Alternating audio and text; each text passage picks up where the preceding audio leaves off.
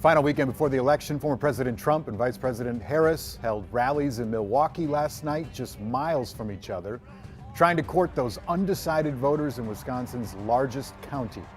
Wisconsin is a state that Trump won in 2016, but lost in 2020 by just more than 20,000 votes. History will be made on Tuesday when Americans go to the polls to decide who our next leaders will be. Something on a lot of people's minds is election security. So I sat down with the Secretary of State, Steve Simon, as part of our in-depth CARE Conversation series. A recent Pew Research poll shows 81% of Americans support having to show a government ID when you vote. By party, 95% of Republicans said they wanted to see ID when you vote. 69% of Democrats polled favored that idea. Yeah. What's your take on it? Would it not help ensure accuracy and trust? Well, let me just zoom out for a minute. Sure. To even get into the system in Minnesota, to register to vote, for example, you have to show two common sense things that everyone I know and have ever met supports. You have to show that you are who you say you are, and you live where you say you live. That's since almost the beginning of time in Minnesota. The been the way we do it, and no one can disagree with that. But here's the catch. In Minnesota, the law is pretty flexible, and it says that there are a number of things you can use to show that you are who you say you are and you live where you say you live. It can be a driver's license, but not everyone has one of those. And more to the point, some people have a valid driver's license, but maybe it reflects an address that they just moved from 6 months ago or a year ago. Is it unconstitutional to force every citizen who wants to vote to get a government-issued ID? No, I don't think it's unconstitutional. And the courts have ruled on that. The U.S. Supreme Court ruled on that a decade and a half ago. But remember, in 2012, Minnesotans actually voted on this. There was a constitutional amendment proposing that in order to vote, you needed a government-issued photo ID. Yeah. That's a pretty narrow requirement, narrower than we're used to. And Minnesota voters, and not by a small margin, said they didn't want to do that. All right.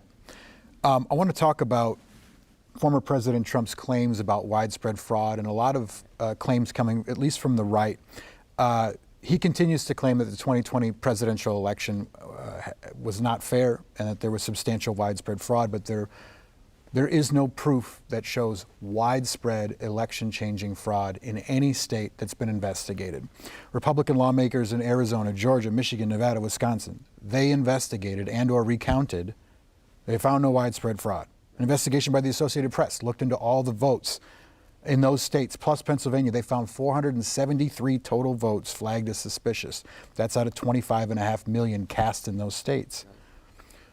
President Trump hired 2 law firms to investigate. They didn't find anything.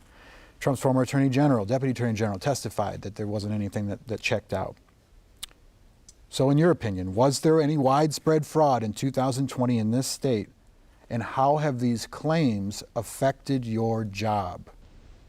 The answer to the first question is no. The last time I checked at the results post-2020 and the immediate aftermath, the number of allegations of misconduct that are provable in Minnesota was something like 19. 19 out of 3.3 million voters. That is a microscopic level. And not all of those were people who voted. That's even people who maybe registered and they shouldn't have and didn't vote. So I don't even know what the fraction of that was of people who actually voted. So it is a tiny, microscopic level of misconduct in Minnesota, and that's the important thing for people to know. Much of the trust issues have evolved around mail-in ballots, especially during the pandemic. How can you take people, just take us through the process of what happens when you how to get a mail-in ballot, when you mail it, what happens to it, and how do you ensure they're authentic and accurate? When you order an absentee ballot to come to you, if you want to vote from home in Minnesota, you have to provide some personal identifying information. It can be a driver's license number, it can be part of a social security number and the like. Not a PIN number that you make up, but something that's objectively tied to you, like those things. And you have to sign the ballot, and you have to have a witness sign the ballot. Okay, back to the mailbox thief.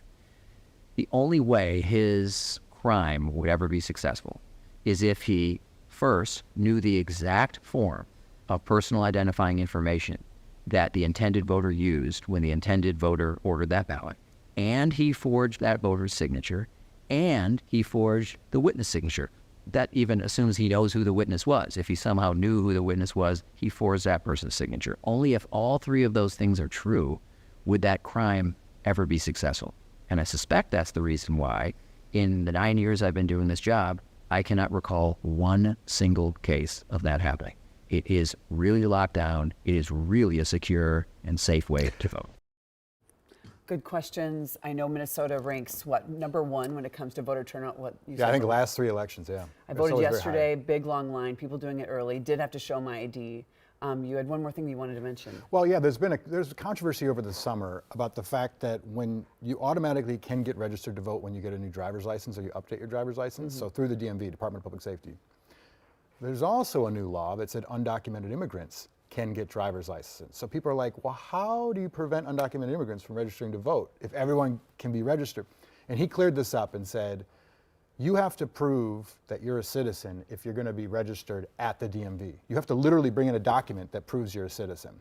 That's the DMV's portion of it. Then it goes over to the Secretary of State's office if you do register, and they double check it with their various lists and things like that. So he said that's how they make sure that people who are legit get registered through that avenue. Okay, that's a good That question makes too. sense, A lot of yeah. people had a lot of questions for you.